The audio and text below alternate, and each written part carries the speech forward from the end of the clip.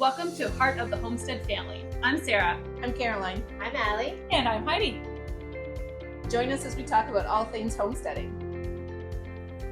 Okay, so today we're talking about the top 3 things that we would grow if we couldn't grow everything. Between the 3 of us, we grow a lot of different vegetables and fruits. So it's really hard to pick just 3, but we're going to manage. Sometimes you don't have the space where you can grow a variety of things. Yeah. Sometimes you get pregnant. Yeah. Right during gardening season. Congratulations, Sarah. And you want to just limit your work in the garden. So you just want to plant the things that are most important to you. Mm-hmm. So I'll start with my top would be garlic. I love adding garlic to everything. I put garlic powder on everything, so I will freeze dry my garlic. I like roasting the garlic and then using that too. Garlic is a great additive to things. So, yeah. And I don't like a lot of herbs, so garlic is my go-to flavoring. Yeah. And it's easy to grow. Yes. Yep. So if you don't have a lot of time, garlic grows. You can plant it in the fall, so it's not one thing that you're having to get into the ground. Yeah. Later. So Yeah. Garlic is my top choice too. Yeah. For those reasons. Plus it's like the off seasonness of it makes it so that you can sort of schedule your other garden tasks and you're not having an overwhelming time. You get the scapes too when you grow it yourself, which are hard to come across in the stores. More markets are carrying them now than they used to, but so you kind of get a double crop from it. It stores with like no effort. You don't need to can it or freeze it, or you don't even need a proper root cellar. I just keep mine in my basement and it lasts the whole year. I have like 2 cloves left from last year's harvest and I'm starting to pull this year's stuff. And it's so good for you. So that would be my top choice. Yeah, and then you can also like easily save the seed, like just the cloves, and then plant it the next year. Like you don't have to buy it. Like, Right, it ends up just like being self-sustaining crop for you without having to put any more money out in the future years. Yeah. So it's a really great crop. Yeah.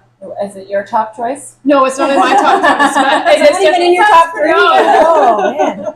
No, it's not. But it's something that I really enjoy growing. Yeah, for sure. If I had to squeak it in there. Yeah. What's your top choice? My top choice is tomatoes. Yeah. And it's just because they're easily accessible, they're easy to grow for the most part, and you can use them in so many different things. They're easy to freeze, can, eat fresh. Like I think they're just super versatile, and they're used in everything, right? Like, and I don't have a tomato allergy, so obviously, like, not my family. Yeah. But I just really like it, and you can make it into like juice. You can dry them, like we use them on our salad dressings, like sun-dried tomatoes, like salsas, like chutneys, sauces, everything. Like it's just Tomato soup. Soup comes together so quick if you've got canned or frozen tomatoes. Exactly. Yeah. And this year you just threw all your tomatoes into the freezer and then dealt with them in the winter. Exactly. In the fall. Like that's great when you're not having to deal with it all in the hottest part of the year. That's right. Yeah. So we just freeze a whole bunch, or even chop it. Like we have big dicing machines, so it just dices all the tomatoes, and then we can make it into salsa later too. We don't take the skins off. Like we just do it in the wintertime. Makes a big difference, and then we can get a whole harvest, right? Like you can grow up a lot of them. You don't have to worry about like having bushels and can't deal with them right away. So it allows you to put off the work till when you have time. And it's great if you just have a small garden too. If you're just having like a few tomato plants, you maybe don't have enough all at once to do one of these recipes. You don't want to, fire up your stove and your canner just to make 2 or 3 jars of tomato sauce. But if you collect them up, then you've got enough to do a bigger batch in the fall. Exactly. Yeah, and there's some different varieties of tomatoes that you can pick from, like right from cherry all the way to paste and anything in between. So I think that's really great. But then also like a fresh tomato from the garden is just something you can't replicate. Like the warm tomato that's like freshly like ripened. Like I just can't get over it. If I happen to be at Subway or something random like that, and they're like, "Oh, do you want tomatoes in your sub?" I'm like, "No, never, ever, No, ever, it's ever. not worth it. It's just not worth it. No, Yeah. it's always disappointing. Like, yeah, Yeah, there was a YouTuber that I saw, Jess from Roots and Refuge Farm, if anyone else has ever seen her stuff, but she has a saying that grocery store tomatoes taste like disappointment. yeah, And that is accurate. 100% true. Yeah, yeah. So, suggestion to all of you, if you have not had a locally grown or garden grown tomato, give it a try. Yeah, Yeah. get your hands on one and Yeah. see Yes. the difference. Big difference than the grocery store. Yeah, I So- think they're a gateway though. Fresh tomatoes from your garden are a Right. gateway to growing all your own Yes, stuff. you're like, Yeah. you Yeah, yeah. realize what things should actually taste like. Exactly. What Yeah, else yeah. can be this? Yes. milk? Yes, it Yeah. is. And we all had tomatoes on ours. That was all a big Yes, thing. yes, Because, we all had tomato in our top yeah, there's so much you can do with it. Mhm. It's great. three. Mm-hmm. And I have the freeze dryer, so I do tomato powder too, so that I always have that on hand to add to whatever I need to. So then you're making Put it in. tomato paste as well. So Like I from can, your- yeah, That's what I Yeah. do with my dried tomato powder too. And so instead of like boiling it down for hours and hours on the stove and then canning it, especially since most of the time when I need tomato paste, it's a small amount. Yeah. So Yeah. even if I'm using the smallest jars, I still wouldn't even use all of it most of the time. Yeah. So a couple tablespoons of the powder, Yeah. and then I just throw that in my recipes, and it's so handy. Yes, It's so much it's easier. Man, I need to do that. Yeah. Yeah, I just use a dehydrator though. I don't have a freeze dryer, so I use a dehydrator, and then I just kind of blend it up after they're dry. Yeah, yeah. I keep the seeds and I keep the skin. It's all Yeah, part of it. Yeah, yeah. So yeah, I'm just slicing them and putting them on the dehydrator trays, and it's so much easier. Right. yeah. Putting that on my list. I have dehydrated tomatoes. Like I don't Yeah. know why. Yeah. Just grind them Yeah, up. just grind them up. Yeah. Awesome. Strawberries is my third one. We just finished strawberry season, so it's sad, but I got lots in the freezer. So, and they're pretty easy to get into the freezer. Not a lot of work, and you can have it all year to add to whatever you want your strawberries to put to. That's mainly what we do with strawberries, is eating fresh and then freezing. Yeah. Plus your jams and stuff, but that's not at all healthy. Well, berries do so well with freezing. Like it's easy to just get Yeah. them in the freezer, and then what else you want to do with them after, you can usually do from frozen, right? Whether you're baking with them, putting them in a Yeah. smoothie, or even making jam later. Yeah. So it's you're not really limiting yourself that much by freezing them during the peak harvest and doing something later. And For they're sure. so much better than the store ones. So Again, Oh, yes. again. Yeah, yeah. Yeah, but why is that your top? Like, why is that in your Because that's my top? favorite fruit. Oh, I So, see. Okay, yeah. yeah, yeah. Yeah, that's Yeah. the So I'm like, that I like.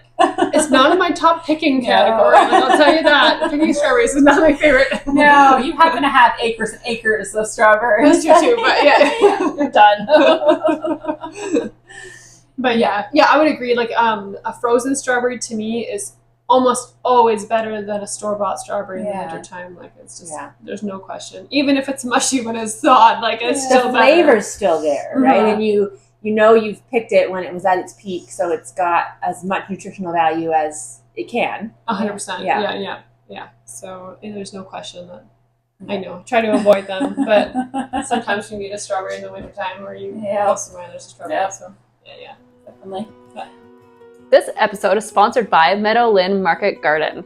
We grow quality seedlings and plants in your spring plant sales. We have a CSA box, and we also have strawberries on the farm. So check us out in June. Come by the farm. We'd love to see you. Okay, your third one. My third one is lettuce. Actually, I don't even know if I did my beans. second one yet. Beans, yeah. I saw. Oh yeah, Yeah, because I didn't have garlic. Yeah, You were not agreeing with that other one. Okay, lettuce and beans. Is your second and third? yeah. Beans I really like because you can eat them fresh and cooked, but then you can also freeze them or can them, right? So there's a lot of options in that way. And they're pretty versatile in terms of like a lot of people like beans. You know, they're like in terms of a household item. My whole family will eat beans. Yeah. So I grow a lot of them. And then I grow a lot in succession. Like in a previous episode we talked about, like I don't grow pole beans because we don't like cholicing them and picking them, but like I grow a lot and they're all at the same time. I pick them all and then I can freeze them. But also just because like they're easy to grow, super Yeah. easy to grow, super easy to plant different successions at different times. Really great picking because like when the harvest is on, you're not like searching, you're like just full on picking. And then I think they're just, like we just love eating beans in the wintertime. I think there's nothing, like if the store-bought beans to me taste totally different. Like the varieties that we've picked out, varieties that we really like to grow, and there's just like, there's night and day difference. Like there's no question that I would just grow them forever and ever. So, and like the variety that we grow now, my mother-in-law grows them, my mother grows them, like everyone's like, these are the best beans, Sarah. Like, it's like sweet corn, right? Like once you get into sweet corn and you harvest your own sweet corn, or like you're buying local sweet corn and then harvesting it and then freezing it, there's just no going back. Yeah. Like you just, There is no going back to after you grow your own food. Right. It's really hard to eat. It's a blessing and a curse. Yes. Now that you know what food's supposed to taste like, you don't want to eat the other food anymore. Yeah. So, but I think beans too, like just the succession. If you have a small space, you can continue to grow them through the season, or have pole beans so you have them all season. Whereas like a lot of crops, you know, like they're harder to start from seed. You have to buy the plants in, or like you can't. There's like just a lot of accessibility issues when it comes to beans. Like beans are That's another great. thing that's so easy to save your own seed. Yeah. Like you were saying with garlic, because you just let a few of them mature on the vine, and when they've dried, you just pick them off, pop them out of their shell, and done. put them away until next year, and you Yeah. plant those ones right in the ground. Yeah, for sure. And there's always beans missing. Yeah. You never get them all. So you're gonna have. You end up bean seed saving by accident, Yeah. even if you didn't intend to, because you missed one. Exactly. Yeah. So it's quite easy, and I just really like them. And I think also we don't have a lot of like our rabbits don't eat our beans, so That's good. like I don't know. Anyway, that's why I like beans. Yeah. Lettuce, on the other hand, do the rabbits eat the lettuce? Oh yeah, 100% eat the lettuce. Yeah. But that's your third. That's my third one. Yeah. Yeah. And I would say again though, it's because like you can plant it almost all year round. Like you can have lettuce Okay. always fresh all year. It's harder to freeze. Like you can freeze it and like put it in smoothies and stuff, but like I'm not that person. But like it's always something that's fresh in the garden early in the spring. Like you're always looking for that green, and then later in the fall you're looking for that green, and you can continue it all year round and to grow it through the winter, or like varieties of lettuce that grow really well in the winter, and then it's just I don't know, like growing succession. So again, if you have a small space, it's a really great crop for that. And I think my kids like they eat lettuce. They're kind of weird, but like all of them eat lettuce, and it's just something easy to grow. So I don't know. I think it's really accessible for most people. So Nice added addition to the supper table, and exactly. Or like a sandwich. You're always looking for a piece of lettuce or something, right? So I would say that's why. Yeah. nice. So. Allie, your third one. Okay, so my third, because garlic and tomatoes were in my top three, and then my third is cabbage. Cabbage, interesting. Yeah, because I would agree. It's a good one too. Yeah. Yeah. We eat a lot of sauerkraut.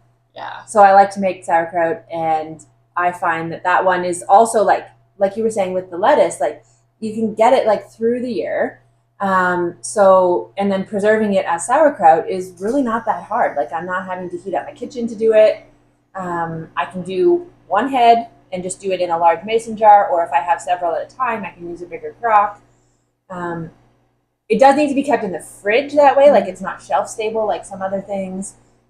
So it is possible to run out of fridge space unless you have multiple fridges. But we love sauerkraut. Like I just think it's super healthy. I know then that I'm getting something that hasn't been sprayed. Although when you're getting stuff from stores or elsewhere, like when you're taking off the outer leaves, it's not as big of a concern as it is with some other produce. But I find it's just so simple to make sauerkraut. I use cabbage and other things too, but probably sauerkraut is the most. It's such a great storage crop. Like you can have it all winter. Yeah, they'll keep fresh for a while too. Like it's not like I have to bring them in from the garden and make sauerkraut that day. They'll stay for a while before I get around to it.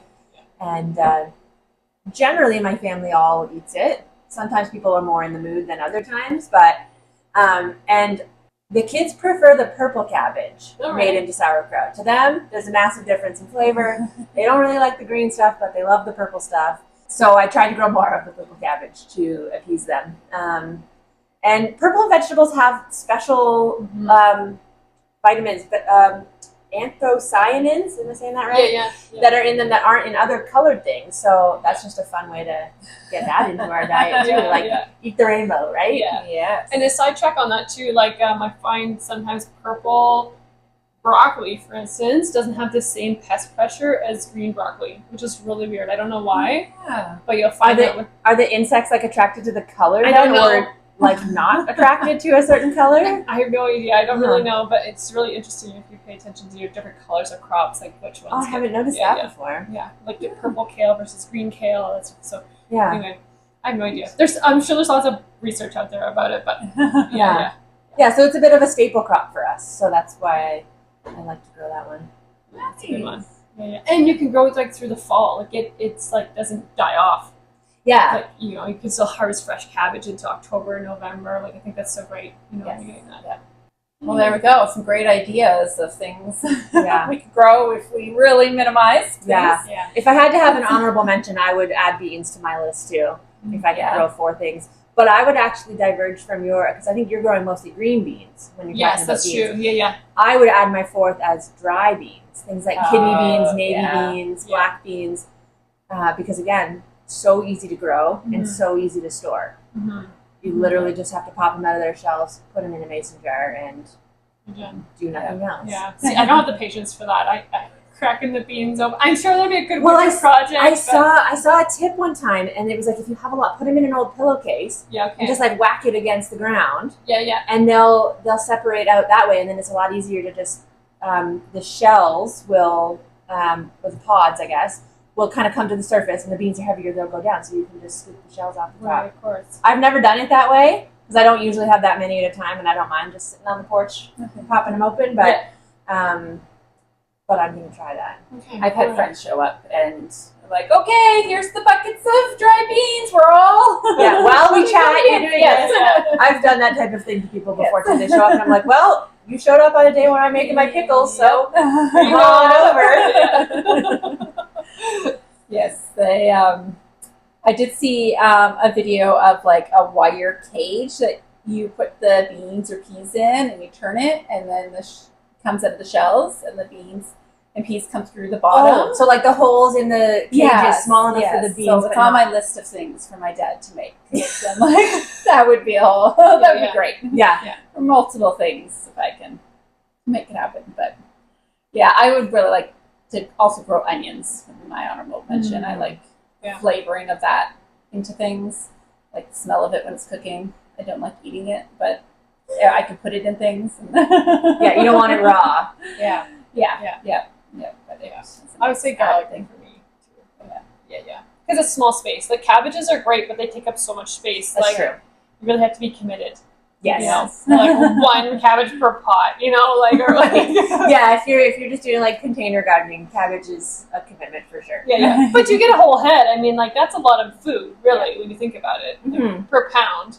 Yeah. But same thing. Like. Yeah, it depends what you like the best, what your priorities are in terms of feeding your family, and also what you like to eat. What you like to eat, Like, yeah. Even though we all have tomato on our list, like we don't like tomatoes. There's no point in growing that. Yeah. We'd love to hear what your top 3 things are as well. So make sure you comment on our social media. Yeah, share what you would grow if you had minimal space or minimal time in life. All the best as you garden this season. Thank you for joining us. Make sure to subscribe, leave a review, and until next time, enjoy filling your hearts and your jars.